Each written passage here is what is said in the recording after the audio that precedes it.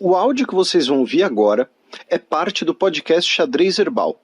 Caso vocês queiram ouvir mais sobre esse assunto e outros temas de política internacional, é só ir em xadrezherbal.com. Bem, sem mais delongas, passemos para o primeiro bloco do Giro de Notícias.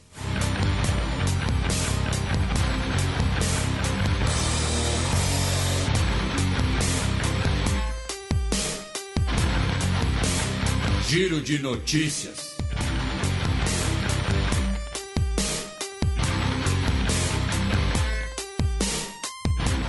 Notícia do último sábado, dia 16 de julho. Conselho de Segurança da ONU bane comércio de armas de fogo ao Haiti. Uma resolução adotada pelo Conselho de Segurança da ONU vai proibir a venda de armas pessoais, armas leves, são classificações diferentes, mas basicamente isso inclui desde pistolas até rifles e munições para atores não estatais do Haiti, ou seja, autoridades estatais haitianas ainda teriam acesso ao mercado internacional.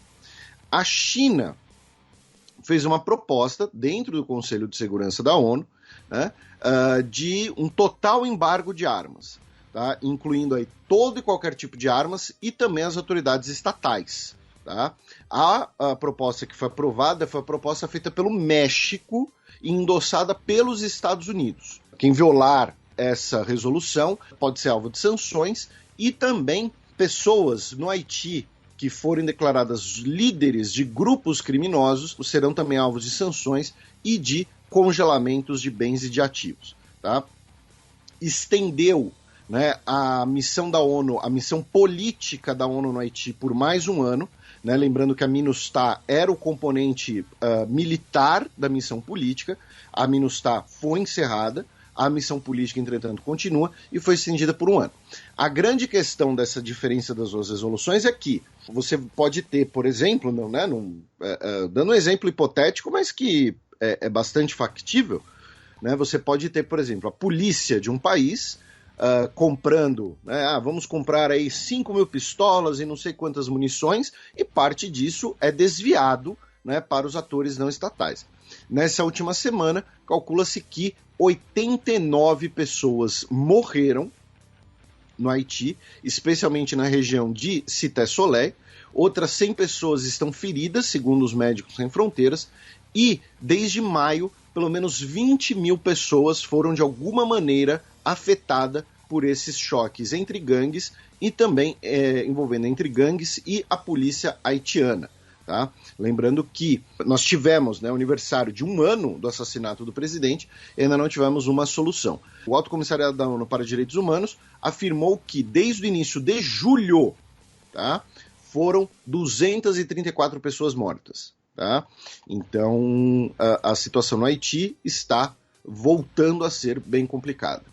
Notícia do domingo passado, dia 17 de julho. Dezenas de pessoas são mortas em confrontos no sul do Sudão. Confrontos entre os grupos Hausa e Birta, a gente já mencionou um pouco aqui essa questão no sul do Sudão, já mencionamos também muitas vezes a questão de roubo de gado entre grupos nômades e grupos sedentários, grupos de fazendeiros, de lavradores, e nós tivemos pelo menos aí 65 pessoas mortas nessa última semana. A maioria das vítimas eram homens jovens. Pelo menos 15 pessoas feridas tiveram que ser levadas de helicópteros para Khartoum, para a capital do Sudão, já que a região do Nilo Azul, no sul do Sudão, não teria a infraestrutura médica necessária para tratar essas pessoas. E ali perto, na Somália, na capital Mogadishu, nós tivemos um acidente aéreo na última segunda-feira, dia 18, porém, felizmente, milagrosamente, as 36 pessoas a bordo saíram vivas, apenas com alguns ferimentos. Um avião da Juba Airways, ele estava fazendo um voo doméstico na Somália, entre Baidoa e Mogadishu, e na hora do pouso, o turbohélice Fokker 50, ele Muito provavelmente ele foi atingido por uma rajada de vento, enfim, ainda estão investigando, lembrando que, né, questões de aviação, questões de acidentes aéreos, procurem lá o Lito, no Aviões e Músicas, né, somos muito fã dele e do trabalho dele, ele também ouve o nosso trabalho, então conferem lá, eu não sei se ele falou desse acidente específico, mas ele vai saber falar alguma coisa, ainda está sendo investigado, e, em resumo, o avião pousou de ponta cabeça. O avião, ele virou de ponta cabeça, mas, repito, felizmente, das 36 pessoas saíram com vida. Ainda no continente africano, só que na segunda-feira, dia 18 de julho, Gana confirma casos de vírus de Marburg. A gente mencionou, acho que 2 programas atrás, né? É uma espécie ali de primo do ebola, né? Não existe tratamento, não existe vacina, tanto que foram confirmados 2 casos, e as 2 pessoas faleceram, tá? Na região de Ashanti, que fica no sul de Gana. E foram confirmados que, de fato, o motivo das mortes, o motivo dos óbitos, né, foi o vírus de Marburg. No ano passado, né, nós tivemos também a confirmação de casos desse vírus, de um caso, né, em Guiné, e agora 2 em Gana.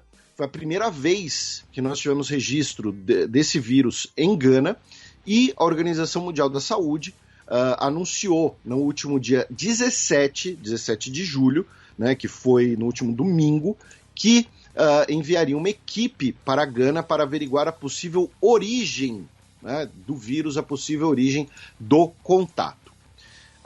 Também em questões sanitárias, né, apenas fazendo aqui o que a gente tem feito nas últimas semanas, né, de notificar, né, quais países e regiões registraram os seus primeiros casos de varíola dos macacos. Nessa semana tivemos Barbados, Martinica, né, que não é um país, mas é uma região, né, ultramarina francesa, Costa Rica, Tailândia e ontem, dia 21 de julho, o Catar confirmou o seu primeiro caso de varíola dos macacos. Né? Lembrando que o Catar, em novembro, vai sediar a Copa do Mundo, né? Vai receber bastante gente. E agora temos mais um país passando a barreira dos 1.000 casos, a França, e a Espanha ultrapassou a barreira dos 3.000 casos, e a Alemanha, Estados Unidos e Reino Unido ultrapassaram a barreira dos 2.000 casos. Tá? Lembrando que, se você quiser entender um pouco melhor sobre como é esse vírus, o que é esse vírus, quais são os possíveis sintomas, sequelas, consequências, enfim, vocês têm um podcast do Dragões de Garagem sobre a varíola dos macacos, além de muita gente no Twitter, muita gente boa, né, do Twitter de biológicas, né, produzindo conteúdo sobre isso. Também em questões sanitárias, ontem, dia 21 de julho, nós tivemos o primeiro caso de poliomielite no estado de Nova York em uma década, praticamente. Tá? O último caso havia sido detectado em 2013, agora foi uma pessoa no condado de Rockland, que fica a cerca de 50 quilômetros ao norte de Manhattan, e é uma pessoa que, adivinhem, não é vacinada. E no caso da poliomielite, não foram reveladas informações sobre a pessoa, né? Mas é muito possível que seja uma negligência, que seja responsabilidade dos pais, né? E vamos lembrar, mas Felipe, Matias, eu odeio agulha, eu tenho um pânico de agulhas, dói muito. Poliomielite é gotinha, é a do Zé Gotinha. Cadê o Zé Gotinha? Então não tem nem essa, tá? Então, primeiro caso de poliomielite no estado de Nova York, no caso, né, em uma década. E para fechar esse primeiro bloco, notícia da terça-feira passada, dia 19 de julho. Costa do Marfim propõe regularizar a poligamia. No último dia 30 de junho, um parlamentar da Costa do Marfim, o Yakuba Sangaré, disse que ele propôs, né, essa lei, ele introduziu esse projeto de lei, né, para regularizar a poligamia, dizendo que é uma prática que continua comum no interior do país, por isso ela deve ser regularizada, dizendo que a atual legislação sobre matrimônios na Costa do Marfim é uma hipocrisia. Tá? Isso no último dia 30 de junho. Aí, essa semana, agora, tá? No último dia 15 de julho, no último dia 16 de julho, a proposta passou numa primeira comissão ali no parlamento da Costa do Marfim, e por isso ela vai passar agora pela segunda comissão, né? Então ela passou pela primeira para ver se ela não seria anticonstitucional, né? Agora ela vai passar numa segunda comissão e, se ela passar, ela pode ir então para o voto dentro do parlamento. E, obviamente, a proposta está dando muito debate no país e recebendo muitas críticas, especialmente de grupos feministas. Então, por exemplo, a Al Jazeera, ela ouviu a Constance Iai, que foi ministra de Assuntos da Mulher, e hoje ela é líder da Associação para a Defesa dos Direitos das Mulheres de Costa do Marfim. Tá?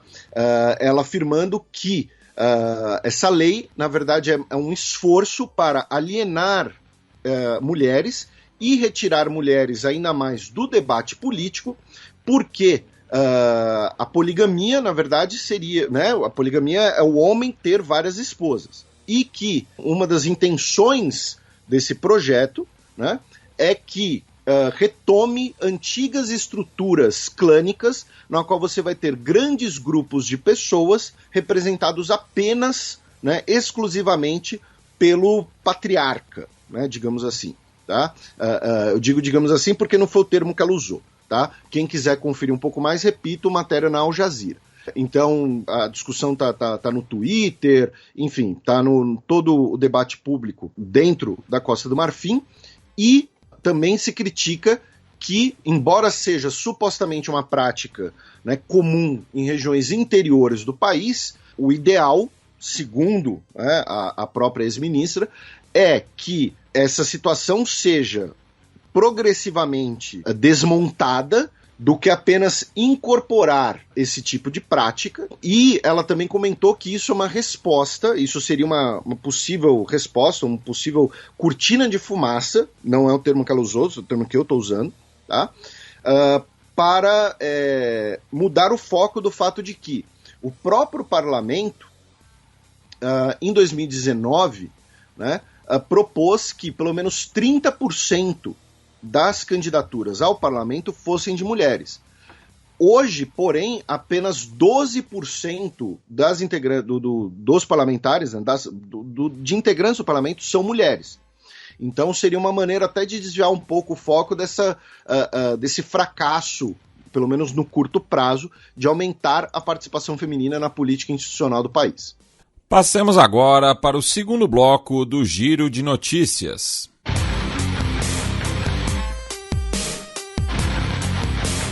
Giro de Notícias.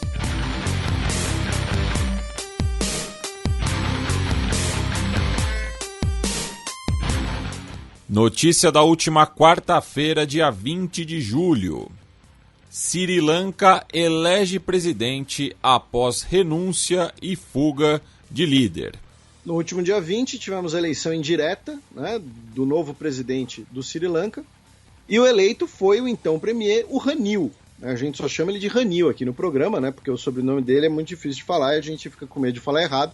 Quando ele assumiu, né, como primeiro-ministro, da vez mais recente em maio, né, já durante os protestos, já durante a crise, a gente comentou naquela época, né, que ele é uma figura ali, uma espécie de um bombeiro da política singalesa, né? Então, várias vezes que você tem, foi a sexta passagem, se eu não me engano, né, dele como primeiro-ministro, e ele ocupou diversos outros ministérios na carreira política dele nos últimos 30 anos. Ele, assim, a impressão que eu tenho é que ele já ocupou todos os ministérios do Sri Lanka. Então, ele foi eleito aí o presidente. Lembrando, é uma presidência até o fim do mandato, tá? Não é o início de um novo mandato. Ele recebeu 134 votos, ou seja, 61% dos votos, tá? Em segundo lugar, ficou o Dulas Alareperuma, do Partido Popular do Sri Lanka, que é um partido ali que junta nacionalismo singalês com populismo, com políticas, algumas políticas mais à esquerda, outras políticas mais à direita, que ficou com 82 votos. Tá? Então temos agora um novo presidente do Sri Lanka. O Ramil disse que os Rajapaksa esconderam diversos fatos sobre a crise do público e que ele vai revelar tudo. Porém, logo a assumir, uma das primeiras coisas que ele fez foi classificar os acampamentos de manifestantes, né, que estavam ali na cidade de Colombo, de acampamentos por manifestantes fascistas e ordenar que as forças de segurança dispersem, tá, os últimos manifestantes na capital. 9 pessoas foram presas nessa última noite, tá, do dia 21 para o dia 22, com a justificativa de que, olha, não, eles queriam derrubar o Rajapaksa, então agora foi eleito um novo governo, agora é um novo momento, então quem continua protestando é porque é fascista. E aí foram demobilizados esses acampamentos de manifestantes, e hoje também foi empossado o novo primeiro-ministro, né, ou seja, o chefe de gabinete, que também é um veterano da política singalesa, o Dinesh Gunawardena, e um aliado dos Rajapaksa. Tem esse detalhe. Então, assim, tem um cheirinho de pizza, tá, nesse negócio aí. Tá? Então você tem agora um presidente, né, que é mais pró-Ocidente, um presidente que é mais ali um cara liberal, um cara que foi primeiro-ministro várias vezes, um cara que circula bem na política singalesa, e do outro lado agora você tem um aliado dos Rajapaksa, considerado populista, e um nacionalista singalês. No caso do nacionalista, em relação à guerra civil, a gente até comentou um tempo atrás. Eu sei que uma coisa, tá, gente? Eu sei que muitas vezes eu repito que a gente comentou em programas passados e tal, mas primeiro, até um mecanismo de defesa, né, porque sempre tem alguma pessoa que vai falar, não, mas vocês não citaram isso, mas vocês não citaram isso. Segundo, para manter a viabilidade do programa, porque se a gente for ficar repetindo tudo sempre, o programa vai ficar gigante. E terceiro, para que as pessoas que querem se aprofundar mais visitem esses programas mais antigos. Não é um dane-se, não, eu já expliquei, dane-se, não vou falar de novo. Né? Até uma questão, digamos assim, de objetividade. Então, mas o que eu ia comentar é que os Rajapaksa tiveram um papel na guerra civil, na guerra contra os tigres tamês. Né? Então, quando a gente fala de nacionalismo singalês, também tem a ver com isso. E eu queria repetir, né, para ouvirem os nossos comentários sobre o Sri Lanka no programa mais recente, no programa 301, e para quem quiser em texto, ler uma das minhas colunas na Gazeta nessa semana, que eu abordo na coluna a questão do papel da proibição de fertilizantes inorgânicos na crise do Sri Lanka. Essa proibição teve um papel? Sim. É o único motivo da crise? É o que explica a crise? O radicalismo ambiental é o que causou a crise no Sri Lanka? Não. Isso é mentira. Tá? Isso é mentira quando feito com dolo, é um simplismo quando feito sem dolo. A gente viu que nós temos vários aspectos da crise do Sri Lanka, foi uma espécie de tempestade perfeita. Então fica essa recomendação, porque é um discurso que tem ganhado força, inclusive, né, com gente às vezes nem tão honesta intelectualmente, falando, não, a culpa é do banimento da agricultura inorgânica, sendo que uma coisa que durou apenas um ano, mais ou menos, né, e com diversos outros elementos de crise. Tá? Enfim. Duas notícias de ontem, quinta-feira, dia 21 de julho. Índia elege a presidência mulher de grupo marginalizado. Nós tivemos eleição, né, dentro do parlamento indiano, eleição também direta, né, e foi eleita presidente a Drupadi Murmu. Né, ela foi eleita com 64% dos votos, lembrando que é uma eleição indireta que envolve o parlamento mais os parlamentos regionais. Então, assim, é aquela coisa, a gente sempre fala do gigantismo demográfico indiano. Né? É uma eleição indireta em que você tinha mais de 1 milhão de votos em jogo. Né? Devido a esse gigantismo demográfico eleitoral. E ela representa um grupo marginalizado, né, que são as tribos registradas, que são menos de 9% da população indiana, mas o que dá, sei lá, quase 90 milhões de pessoas. Isso, e que é um termo muitas vezes usado como sinônimo, né, dos Dalits. Né, mas que não é exatamente a mesma coisa. Né? No caso dela, o grupo dela é o grupo Santal, que tem cerca de 7 milhões de integrantes, distribuídos entre Índia, Bangladesh e Nepal. Tá? Então, ela, a nova presidente indiana. Porque ela vem de um estado que fica na costa oriental indiana, né? O estado de Odisha. E a Índia, que voltará a ter guepardos. Né? A gente falou na introdução do Bisão Selvagem no Reino Unido. A Índia e a Namíbia realizaram um acordo em que 8 guepardos, né, que em inglês são chamados de cheetahs, né, serão enviados para a Índia, tá, em 2020, porque os guepardos foram extintos na Índia em 1952, tá, e agora serão reintroduzidos num parque de preservação. 8 animais da espécie serão cedidos pela Namíbia. Também ontem, só que aqui na nossa quebrada sul-americana, né, mais precisamente do Mercosul, já que Argentina e Uruguai discordaram na última reunião do bloco.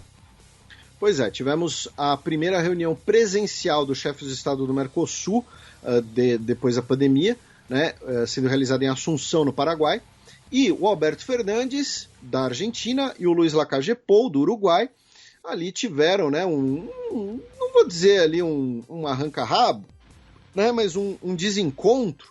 Por quê? Porque a Argentina defende, né, a postura coletiva dentro do Mercosul, né, nessa situação, dizendo que não soluções individuais são ilusões.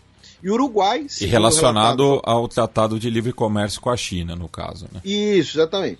E aí o Uruguai, como relatado pela nossa querida Silvia Colombo, disse que nesse tipo de reunião temos que dizer as coisas como são. E como o Matias mencionou, qual é a discussão, né? Qual é essa solução individual? Que o governo uruguaio, do Luiz Lacalle Pou, que é de direita, estaria próximo, né, de um acordo de livre comércio com a China, independente do Mercosul. Tá? Isso pode dar uma dor de cabeça burocrática, inclusive, e é o que a Argentina está alfinetando, né? Ao falar em soluções individuais. Né? Então, não adianta o Uruguai fazer o acordo com a China e os outros países aqui, como é que vai ser o livre trânsito, como é que vai ser a tarifa comum. Quem representou o Brasil foi o ministro de Relações Exteriores, o Carlos França. O presidente Jair Bolsonaro não foi, ele participou apenas por um vídeo. Falando em vídeo, o Zelensky não participou, porque havia sido ventilada essa possibilidade, né, de que o Zelensky participasse da cúpula do Mercosul via vídeo, porém não foi autorizado. Né? E o que acontece? Segundo o vice-chanceler do Paraguai, o Raul Cano, que é o país anfitrião, né, da cúpula, não sei qual estado não concordou e nem poderíamos divulgar o estado que não deu seu consentimento. Então, algum dos estados do Mercosul não autorizou que o Zelensky falasse na cúpula via vídeo. Falando nisso, o Zelensky deu a sua primeira entrevista à imprensa brasileira. Tá?